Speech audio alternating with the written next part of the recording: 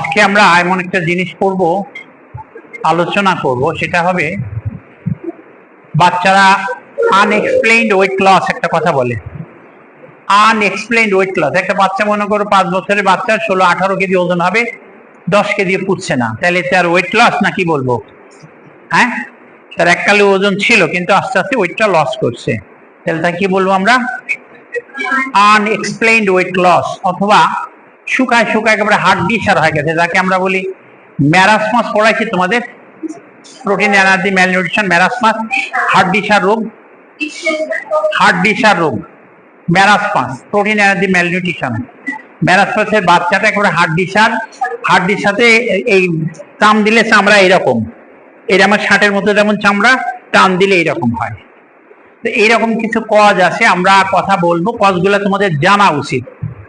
তার মধ্যে একটা কজ হলো ডায়াবেটিস মেলাইটাস, একটা কজ ডায়াবেটিস মেলাইটাস একটা কজ। তাহলে আনএক্সপ্লেইনড ওয়েট লস বা ক্যাকাক্সিয়ার 4টা কি 5টা কজ আছে।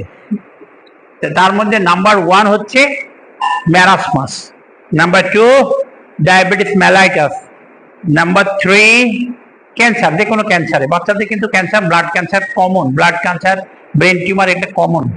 ব্লাড ক্যান্সার রোগী তো আমি নিজে হাতে কত হ্যান্ডেল করছি, প্রচুর আমি দেখছি।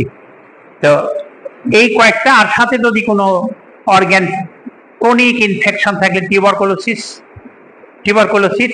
আর একটা হলো ক্রনিক কোনো অর্গান ফেলিওর, যেমন ক্রনিক কিডনি ফেলিওর হয়ে গেল, লিভার ফেলিওর হলো, এই ক্ষেত্রগুলোতে একেবারে আনএক্সপ্লেইনড ওয়েট লস থাকে। আনএক্সপ্লেইনড ওয়েট লস, তো আনএক্সপ্লেইনড ওয়েট লসের মধ্যে আমরা সব থেকে আমাদের ইম্পর্টেন্ট যেটা হলো সেটা আমরা বলবো ডায়াবেটিস মেলাইটাস। আরেকটা ডায়াবেটিস আছে, কিন্তু ডায়াবেটিস বললে হবে না, ডায়াবেটিস মেলাইটাস আর একটা ডায়াবেটিস ইনসিপিটাস আর একটা রোগ আছে, ওই জন্য আমরা সবসময় কি বলবো? ডায়াবেটিস মেলাইটাস বলবো। এর বাংলা রোগ হচ্ছে, বাংলা কি হচ্ছে ডায়াবেটিসের বাংলা কি? বহুমূত্র। বহুমূত্র, বহুমূত্র শব্দ থেকে বোঝা যাচ্ছে তার কি কি সিমটম হতে পারে। বাচ্চাদের যে বা ডায়াবেটিস হয়, ডায়াবেটিসটাকে আমরা এক কথায় বলি টাইপ 1 ডায়াবেটিস বা জুভেনাইল ডায়াবেটিস। টাইপ 1 ডায়াবেটিস অথবা জুভেনাইল ডায়াবেটিস।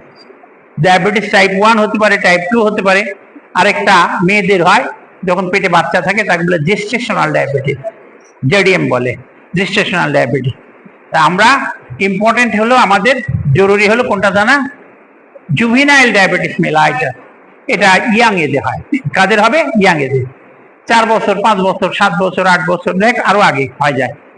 এবং আমরা যখন পাই, হসপিটালে যখন কাজ করছি তখন পেতাম যে কমপ্লিকেশন নিয়ে আসে।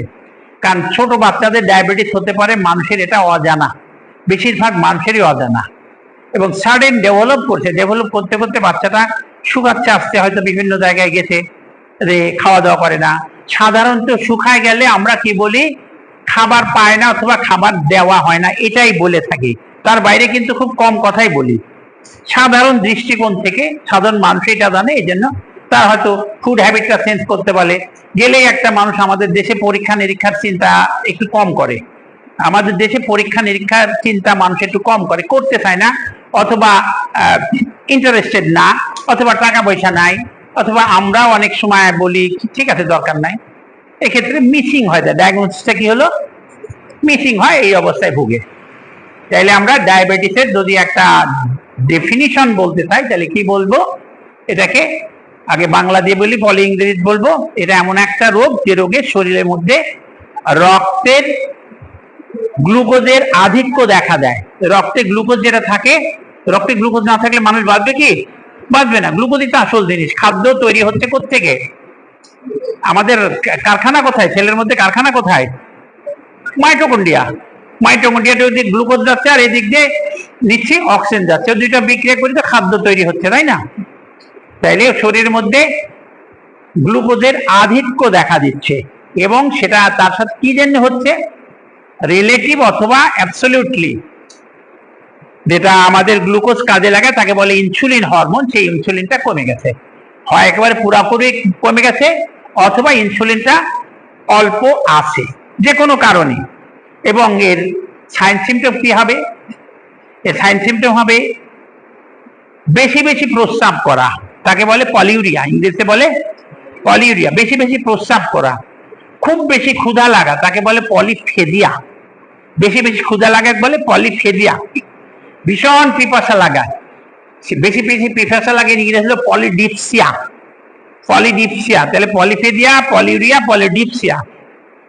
এবং খুব খিদা মানে এক্সেসিভ হাঙ্গার, পলিফেজিয়া। আর একটা হলো আনএক্সপ্লেইনড ওয়েট লস থাকছে, আস্তে আস্তে ওজনটা কমে যাচ্ছে।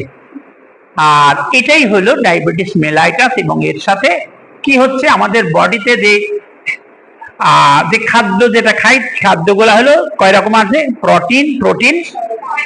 Protein, fat, carbohydrate. Main protein, fat, কার্বোহাইড্রেটের মেটাবলিজমটা ঠিক মতো হবে না। এবং তার সাথে যে ইলেকট্রোলাইট আছে, সোডিয়াম, পটাশিয়াম, ক্যালসিয়াম, যেগুলো ইলেকট্রোলাইট আছে, ইলেকট্রোলাইটটা ইমব্যালেন্স হয়ে যাচ্ছে। এই হলো মোটামুটি ডায়াবেটিস মেলাইটাস। আমরা যদি পরীক্ষা করতে চাই, পরীক্ষা করে, এটা সবারই জানা উচিত, পরীক্ষা করে যেটাকে আমরা বলি ফাস্টিং করতে পারি অথবা খাওয়ার পরে করতে পারি। দুই রকম। ফাস্টিং একটা হলো না খেয়ে, আর একটা হলো খাবার পরে। ফাস্টিংকে বলে ফাস্টিং ব্লাড সুগার, আর খাবার পরে বলে কি বলে, র্যান্ডম ব্লাড সুগার। র্যান্ডমলি নিচ্ছি, এটা এখন যেটা হবে, কিছু খাওয়া হলো, কিছু এই র্যান্ডমলি নেওয়া হলো।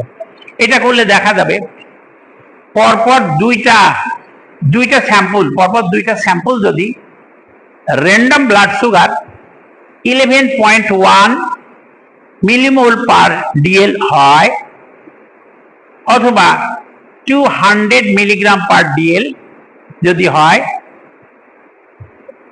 পরপর দুইটা, তাইলে সেটা ডায়াবেটিসের লক্ষণ। ঠিক আছে। আর একটা কি, আমি millimole per milligram per DL আর মিলিমোল পার লিটার দুইটা হয়। আর একটা হলো ফাস্টিং ব্লাড সুগার, খালি পেটে যদি হয় তাইলে যদি যেটা 7 মিলিমোল পার লিটারের উপরে যাচ্ছে, 7 মিলিমোল পার লিটারের উপরে, অথবা 126 মিলিগ্রাম পার ডিএল, ডিএল মানে 100 মিলিগ্রাম, যদি তার বেশি হয় তাইলে আমরা তাকে ডায়াবেটিস মেলাইটাস বলতে পারি। ঠিক আছে, তাকে ডায়াবেটিস মেলাইটাস বলতে পারি। এটা মনে হয় ইয়েটা হলো না, আমি আবার বলে দিই, তোমরা বুঝতে পারোনি। যেটা পরীক্ষা দুই রকম করব, একরকম করবো ফাস্টিং আর একটা করবো র্যান্ডম। ফাস্টিং এ কি হবে, ফাস্টিং করলে 7 মিলিমোল পার লিটারের বেশি হতে হবে অথবা 126 মিলিগ্রাম পার ডিএল এর বেশি হতে হবে। ব্লাড সুগার, এটা কিন্তু ব্লাড সুগার, তার সাথে করেসপন্ডিং ইউরিন সুগারও করা যায়, এবং সেটা ইউরিনে সুগার পাওয়া যাবে অথবা নাও পাওয়া যেতে পারে, পাওয়া যাওয়ার সম্ভাবনা বেশি। এটা আর একটা হলো র্যান্ডম ব্লাড সুগার, সেটা 11.1 মিলিমোল পার লিটার অথবা 200 মিলিগ্রাম পার ডিএল এর বেশি যদি হয় তাহলে আমরা ডায়াবেটিস মেলাইটাস বলতে পারি। এর ক্লিনিক্যাল ফিচারে আমরা যেগুলা বললাম আরো কিছু যোগ করতে পারি। কি যোগ করতে পারি, কিছু কমপ্লিকেশন থেকে ক্লিনিক্যাল ফিচার চলে আসে। কমপ্লিকেশন কি কি কমপ্লিকেশন, যেমন চোখে কিছু কমপ্লিকেশন হয়, এই কারণে ব্লারিং অফ ভিশন হতে পারে, ব্লারিং অফ ভিশন হতে পারে। নার্ভাস সিস্টেম, ব্লারিং মানে চোখে একটু ঝাপসা দেখা। তারপরে নার্ভাস সিস্টেমে নার্ভগুলার সমস্যা, এই জন্য টিংলিং নামনেস, পায়ে মনে হয় সুচ ফোটাচ্ছে, পায়ে একটা অস্বস্তি ভাব হচ্ছে, এরকম। এই আর যেমন কমপ্লিকেশন বলতে চোখে হয় তাকে রেটিনোপ্যাথি বলে, কিডনিতে হয় তাকে নেফ্রোপ্যাথি বলে, ডায়াবেটিক নেফ্রোপ্যাথি। তারপরে হার্টে হতে পারে, ভেসেলে হতে পারে, আর কিছু হতে পারে, নার্ভে হতে পারে, ডায়াবেটিক নিউরোপ্যাথি বলি। এই কমপ্লিকেশন গুলাতে এই সমস্যাগুলা হতে পারে। হ্যাঁ, স্টপ করো।